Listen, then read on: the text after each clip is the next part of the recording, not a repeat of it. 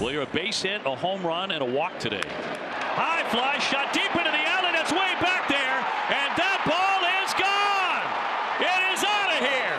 Abreu again, and the Red Sox break it open. His second home run of the day for a guy who barely played in spring training, and he's the star today as the Red Sox lead it 5-2 in the ninth. Oh, that's right. Section 10 podcast, Jared Carrabis and friends going wild over the Boston Red Sox today, and Willier Abreu loving the high pants and, of course, the uni up top, as Jared and friends certainly enjoyed to have baseball back. No one does it better in terms of his passion and doing it in his own irreverent manner. And speaking of, we bring in Jared right now from Underdog Fantasy. Jared, good to see you, man. Red Sox win big on opening day, 5-2. Was not expecting Willier Abreu 4 ribbies. Yeah, it was a big day for Willier. I just want to have a little side note here. Those pants actually belong to Nolan Arenado. And Yes. After the stream, we went down to Busch. Yep, there they are. It's a tribute to Masataka Yoshida. He wears those pants right underneath his armpits.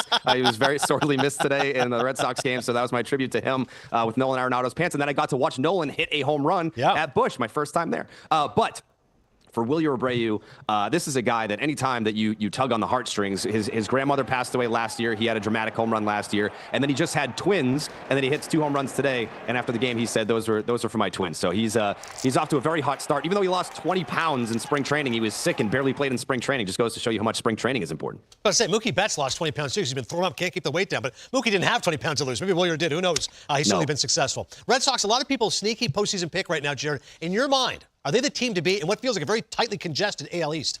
Yeah, I don't know that I would go with team to beat yet. I think in terms of the talent, a lot of people are very high on the Red Sox, and rightfully so, but I don't think I can put them above the New York Yankees in the American League East yet. They were just in the World Series. They are the division winners until they are completely knocked off, which I think the Red Sox are capable of doing.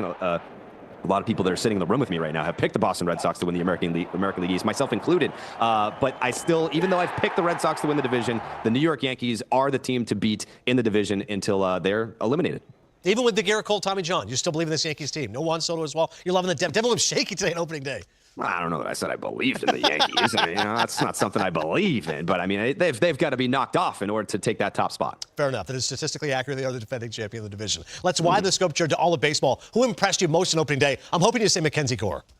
I mean, Mackenzie Gore was outstanding today. I mean, that was a lot of fun to watch. I mean, we've been hearing about this guy for quite some time, and to have him come out and have that performance today was outstanding to watch over here. But the guy that I'm going to select, obviously, it's Tyler O'Neill. How do you not pick Tyler O'Neill having a home run 6 straight opening days?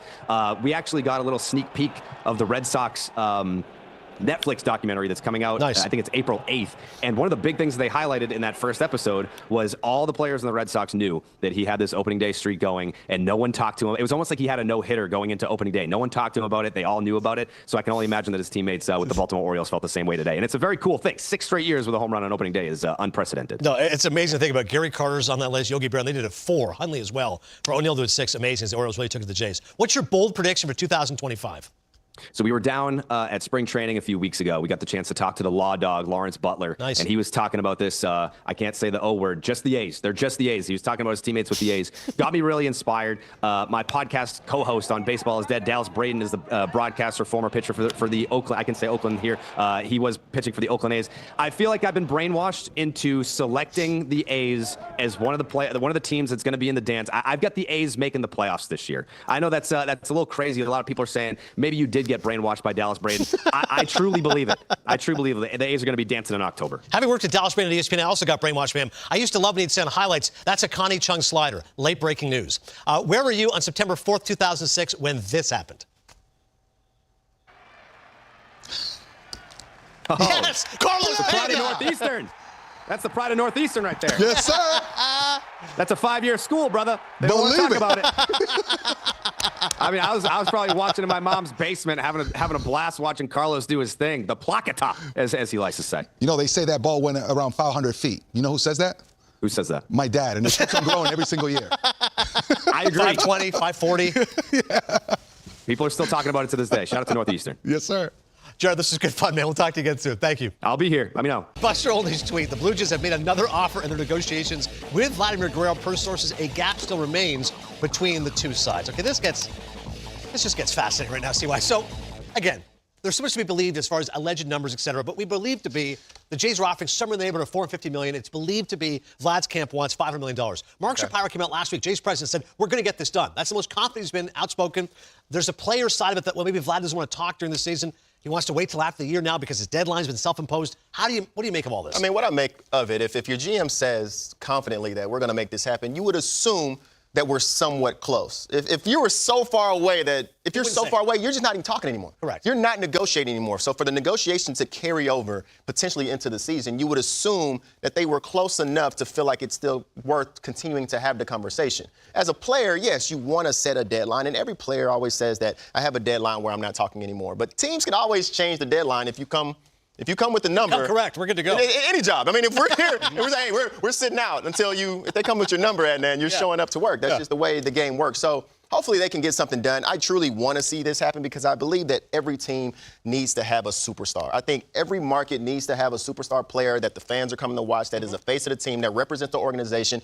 Vladdy has been that for the Blue Jays, so hopefully they're able to find a way. I'm not here to count anybody's pockets of what they should pay him 100%. or what he deserves, but hopefully they're close enough, since they're continuing the conversations, that they can make it happen. And look, I mean, I think we can all say, at least he's been very outspoken as far as being a Blue Jay, right? Correct. He wants to be there. Yes. And you can almost see it. I mean, even if he doesn't say it, he would love to stay. But of course, you also want to be a businessman. And superstars like this, in the Blue Jays side, right? You're thinking to yourself, they don't come often, right? They're like the inflationary asset, right? I mean, they are very scarce. If anything, there's just a very finite amount of these guys. That's their guy. Yeah. Like, if you let him walk, that's your guy. This is a one-in-a-lifetime opportunity for you to sign a franchise player that is beloved in Toronto, and he brings it, right? You saw the performance last year. We saw what he was able to do a few years before that, which was with a stellar season. So I really, like you, would love to see this happen. But it's still a two-way street. Yep. It's still a two-way street, and the team has to make decisions, and Vladdy has to determine what would it take for him to be there and how much does he want to play the market. But if a player normally wants to be in a city and the city wants the player, normally it comes together. Two major challenges. I think the Soto contract inflated what Vladdy's looking for, and I also think for the Blue Jays, they've swung and whiffed in terms of landing a big free agent. To Lowe's point, if you've got a guy in your stable, re-sign him because you weren't able to sign Ohtani. You weren't able to sign Soto. Keep your dude, even if it feels like a bit of an overpay. Absolutely. We'll see.